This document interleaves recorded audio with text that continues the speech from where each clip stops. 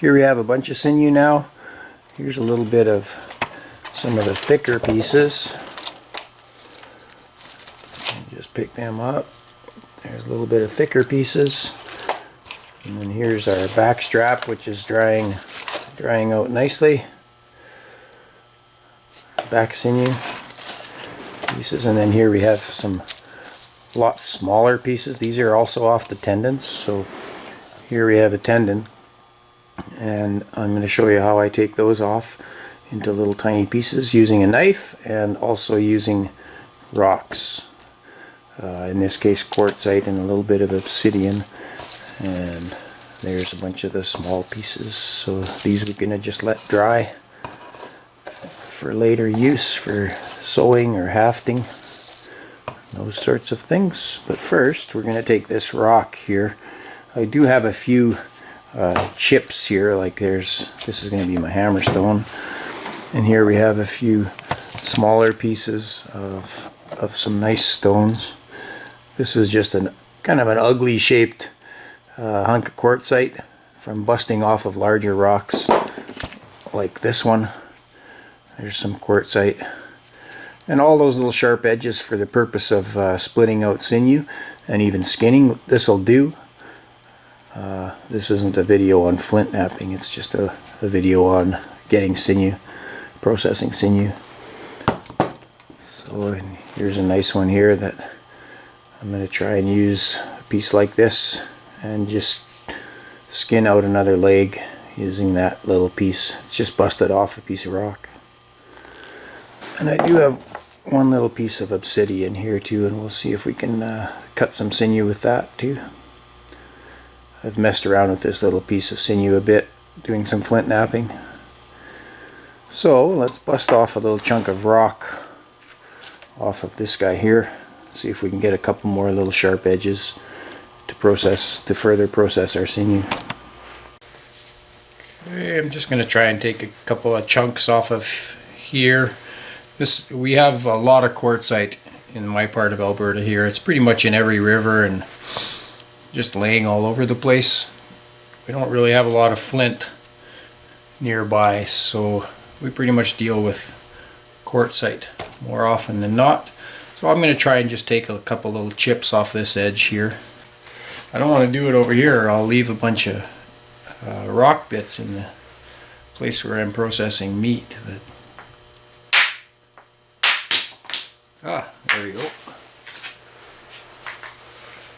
So that's a nice piece right there. Fairly reasonably sharp edge, enough to work with what we're doing with the sinew today. So cool. And so I'll spend a bit of time taking a few more chunks just like that off, just to process the sinew. Let's further process these pieces of sinew here. So here's a tendon that came out of this spot here in the deer bone.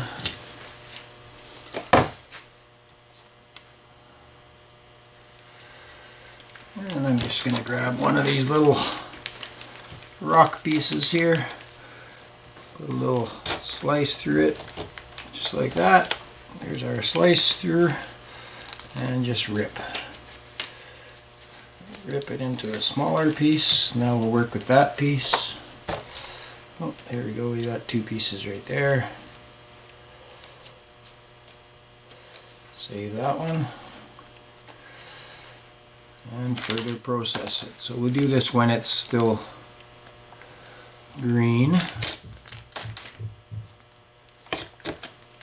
There we go. Slice that and split. Now you can let the sinew dry in this entire bundle like that, and then pound the sinew later. And by the action of pounding it between two rocks or with a hammer or whatever, you end up with these nice little pieces. But why not do that now? It's much easier to split it out now than it is to spend hours and hours pounding sinew.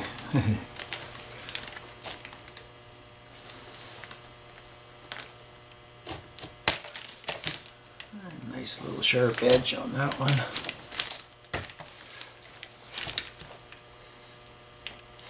The quartzite isn't super strong.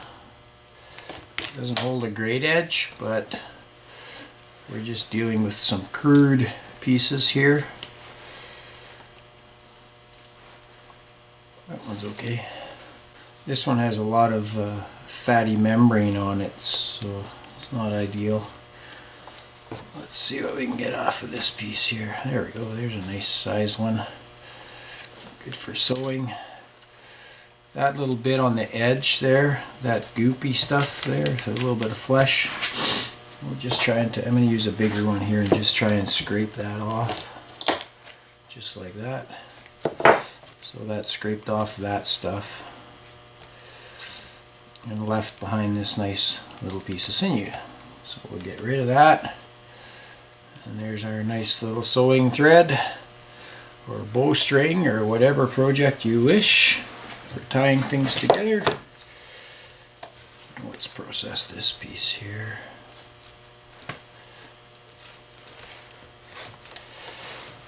There we go. Here, we'll use this piece. Not a super sharp edge on there, but I think for... Oh, that worked pretty good. There we go. Split that one out. And let's just keep splitting this one further. I'll use a smaller piece now. Let's try with this little bit of obsidian here. Obsidian makes a very, very, very sharp edge. Oop, missed.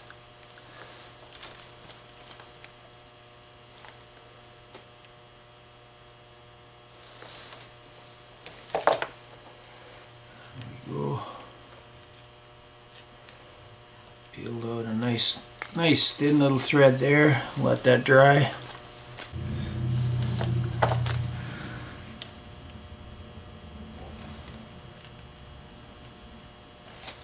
All I had to do was make a little cut, open that cut, and pull.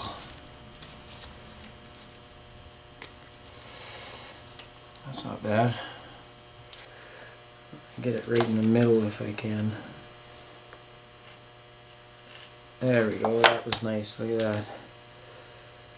Just split it out to 2 pieces and then just go ahead and peel down the threads. Sometimes I even actually leave these attached like that, and so it's one long piece, but it will be okay. Just like that.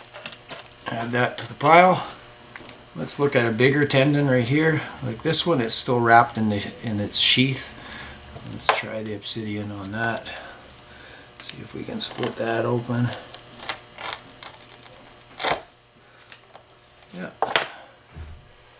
That cut through, almost all the way through. It looks like we have a few other tendons in there. So we'll just keep pushing until we get right through. There we go. Just like that.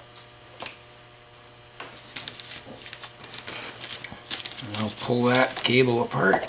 And this, by pulling it apart now too, it helps to get rid of that outer membrane.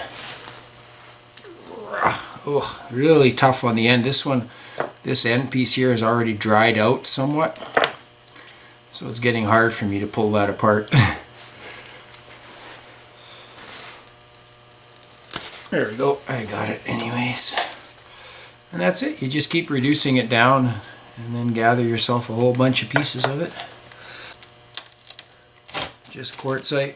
Oh, actually that one cut really nicely. Look at that, right through the middle there. Very good. Oh, this piece is definitely drying out and getting more difficult to work with. And so on. I mean, I could spend all day with the amount of sinew on one deer. I could spend a good long time at this. Gather up a large supply there. You heard the quartzite break there a little bit while I was working it. A nice fine little thread.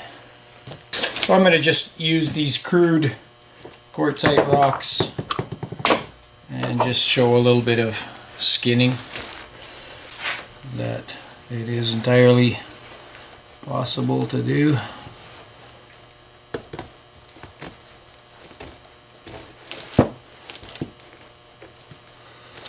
And we'll just take it right down.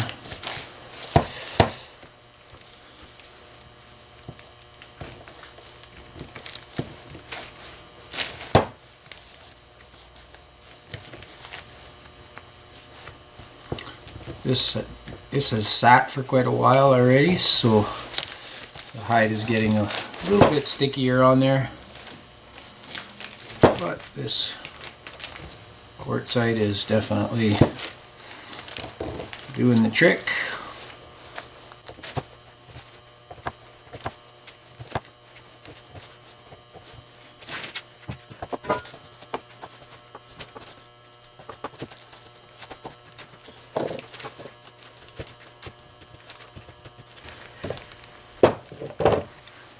So yeah, that one works pretty good. Let's try one of these little guys.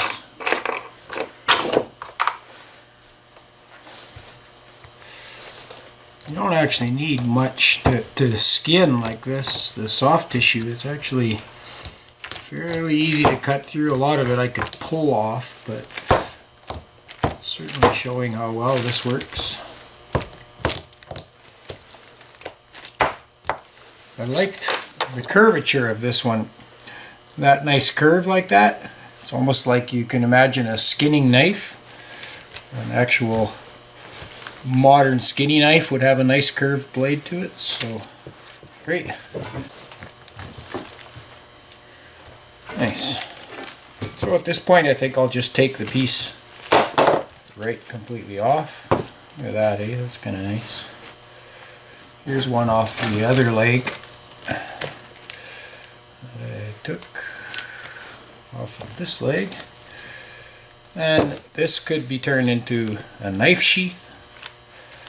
Should be kind of cool actually. So just to give you a look at what that might look like. Okay, something like that. Of course I'd have to cut it and stuff, but yeah. In fact, it might just be a little project that I should look at, maybe this way, eh?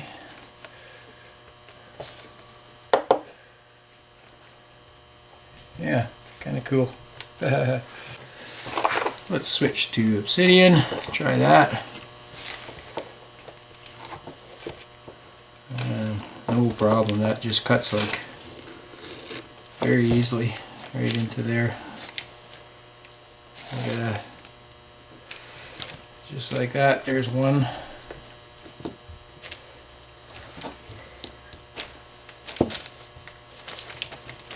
Another piece of fresh sinew.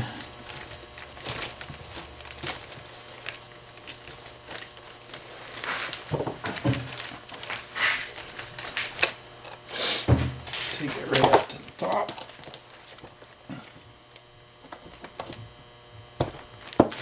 Cut that piece out. So there's a nice tendon to work with right there. Let's take this other one out with a different rock. Try this guy.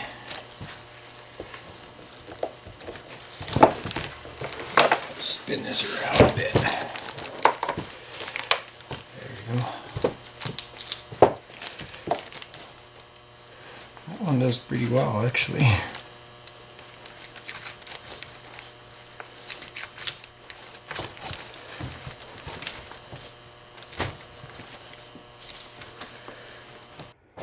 So here's a heads up on the next videos in this series. Video number 1, removing the sinew from an animal. Video number 2, stripping out the sinew into smaller, easier to handle sizes. And video number 3 will be pounding the sinew and preparing it for various projects. And step number 4 is how to sinew back a bow, and in this case a bow that I made out of Saskatoon wood. Please stay tuned for those videos as they will be posted very soon. Thank you for watching. Don't forget to subscribe to our channel to receive notifications when other videos are released. And check out our website at www.natureliveadventures.com.